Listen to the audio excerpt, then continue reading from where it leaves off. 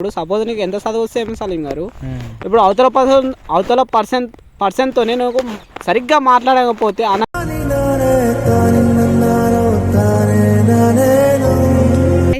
అయస్కాంతం అతుకుంటే ఫస్ట్ అయితే 2 అయస్కాంతాలు కలిసి పెద్ద అవుతుంది.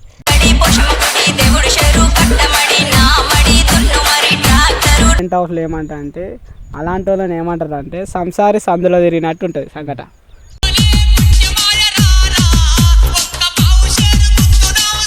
ప్రోగ్రామ్ క్యాన్సల్, మీకు ఏది లేదు, ఈ నుంచి ఫస్ట్ వెళ్ళు.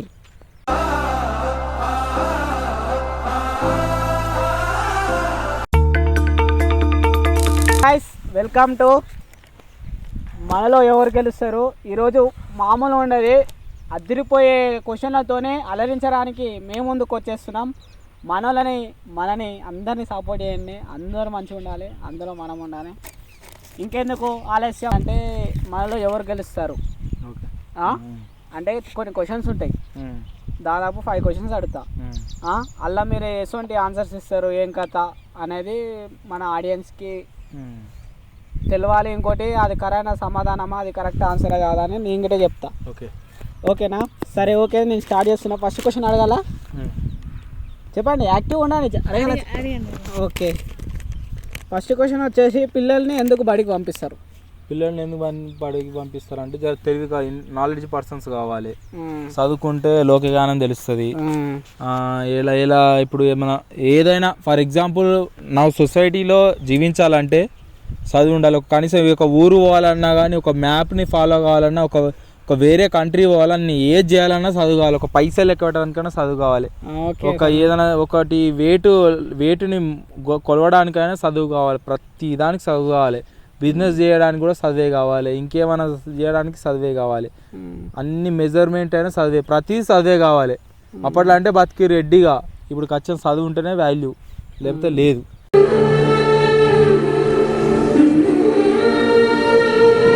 చెప్పిన పాయింట్ అనేది ఫాల్స్. దయచేసి ఏంటంటే ఫస్ట్ స్టూడెంట్స్ని స్కూల్కి ఎందుకు పంపిస్తారంటే క్రమశిక్షణ నడవడిక కోసం, వాళ్ళకి డిసిప్లిన్ రావడానికి, సమాజంలో జరుగుతున్న సంఘటనల గురించి ఒక అవగాహన రానికి అలానే స్కూల్కి పంపిస్తారు. మెయిన్ వచ్చేసి డిసిప్లిన్. అవతల పర్సన్తో మనము ఇప్పుడు సపోజ్ నీకు ఎంత చదువు వస్తే ఏమి సలీం గారు, ఇప్పుడు అవతల పర్సన్తో నేను సరిగ్గా మాట్లాడకపోతే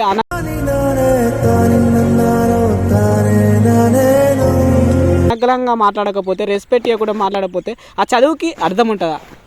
నా పాయింట్ ఆఫ్ వ్యూలో ఉండదు.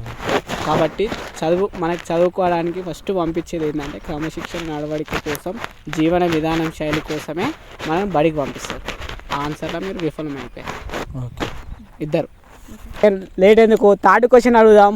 మనోళ్ళు ఎట్లా రియాక్ట్ అవుతారు ఆ క్వశ్చన్కి? ఏ లక్ష్యం లేనోడు ఎలా ఉంటాడు? ఏ లక్ష్యంలోనే ఎలా ఉంటాడు అంటే ఏ టెన్షన్ ఉండదు, ఏలాగానైనా ఉంటాడు, మనకి ఏ బాధ ఉండదు. ఓకే, ఏది కాడు ఏడున్నాడు అన్నే ఉంటాడు. ఫైనల్గా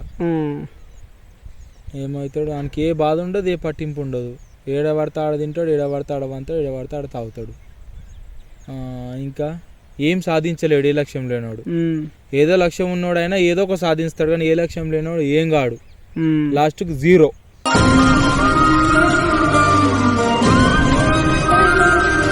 అంతే, ఒక 1 వర్డ్లో చెప్పాలంటే 0.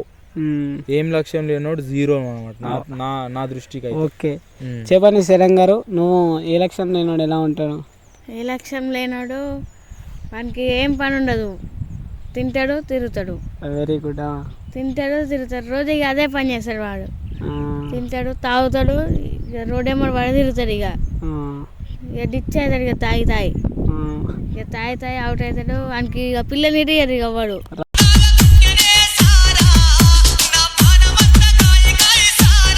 Okay good. అవును, దానికి వాడు పిల్లలు ఇయ్యరు, వాళ్ళ అమ్మాయి ఇక రోజు మొత్తుకుంటా ఉంటాడు. ఇక తాగి ఇక రోడ్డు బిందామంతాడు. ఇక మొత్తం ఇక ఇంటికి పోడు, ఇక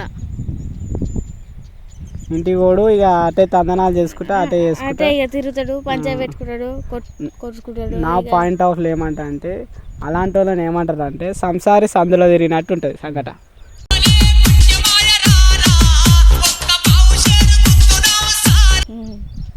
ఓకే, అర్థమైందా? తెలుగులో చెప్పాలంటే సంసార సందలేనట్టు. ఆడు చూడనీకి అమాయకుల లెక్కనే ఉంటాడు. ఆడు ఏ పని చేయడు, ఎక్కడ లేదు, ఏ లక్ష్యం ఉండదు, ఏది ఉండదు, అవర లెక్క తిరుగుతాడు. ఆ గల్లీలని తిరుగుతాడు, అలా తిరుగుతాడు. మళ్ళీ ఇంకో విషయం ఏంటంటే వాడు పక్క విషయాలలో ఎక్కువ ఇన్వాల్వ్ అవుతాడా?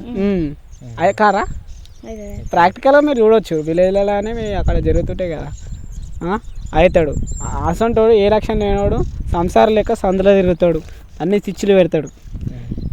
ఇంకెందుకు, సరే మీకు ఎలా అనిపించింది ఈ సమాధానాలు, మీకు ఎలా అనిపించింది కామెంట్ బాక్స్లో తెలియండి. ఇంకోటి ఏంటంటే లాస్ట్ ఫైనల్ క్వశ్చన్, అయస్కాంతం అతుకుంటే ఏమవుతుంది? చరణ్ అడుగుదాం. నువ్వు సలీం గారు చరణ్కి ఇద్దాం ప్రిఫరెన్స్ ఏంటి? అయస్కాంతం అతుకుంటే ఫస్ట్ అయితే 2 అయస్కాంతాలు కలిసి పెద్ద అవుతుంది.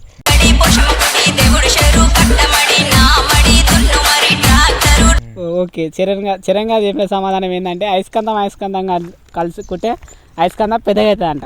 ఓకే సలీం గారు మీరు చెప్పండి, అయస్కాంతం కలుసుకుంటే ఏమవుతుంది? అయస్కాంతం అంటే నార్త్ పోల్ సౌత్ పోల్ ఉంటుంది, 2 పోల్స్ ఒక్కసారి వస్తే అతుకోవు. అతుకుండేటి అతుకుంటుంది కానీ ఎక్కువసేపు వరకు స్ట్రాంగ్ ఉండదు. అయస్కాంతం అతుకుంటే డబల్ అయస్కాంతం అవుతుంది. ఓకే, అంటే డబల్ అయస్కాంతం అవుతుంది. ఓకే ఓకే అవుతుంది, అతుకుంటే అవుతుంది. ఓకే, అయస్కాంతం అవుతుంది, డబల్ అయస్కాంతం పోయి ఇంకో అయస్కాంతం అవుతుంది.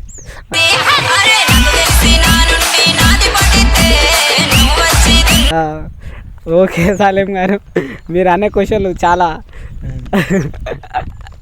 డబుల్ ధమాకా లెక్క 2 ఆన్సర్లు వస్తున్నాయి అలా. ఇంకోటి ఏంటంటే వీళ్ళు క్వశ్చన్ చెప్పినట్టు లేదు, నాకు చాలా నచ్చలేదు. మీరు క్వశ్చన్ చెప్పుర్రు, ఆన్సర్ చెప్పుర్రు అంటే మీరు లెసన్ తీసుకునేటట్టుంది ఏ వారం. క్వశ్చన్లు మీరు ఒక్క క్వశ్చన్ అన్న చక్కగా చెప్పిరా చెప్పండి. కరెక్ట్ మీకు ఆన్సర్ 1 లాక్. ఒక్క నిమిషం సలీం గారు, ఒక్క నిమిషం మా ఆడియన్స్కి అదే ఒక ఆన్సర్ అనేది 1 లైన్ ఉంటుంది, 1 వర్డ్లు ఉంటుంది అంతే. 2-3 లైన్లలో చెప్పాలి, ఎక్స్ప్లెయిన్ చేయాలి. వీళ్ళు పురాణం పెడుతుర్రు అంతేనే కదా. మీరు ఈ ప్రోగ్రామ్ క్యాన్సల్, మీకు ఏది లేదు, ఈ నుంచి ఫస్ట్ వెళ్ళరు.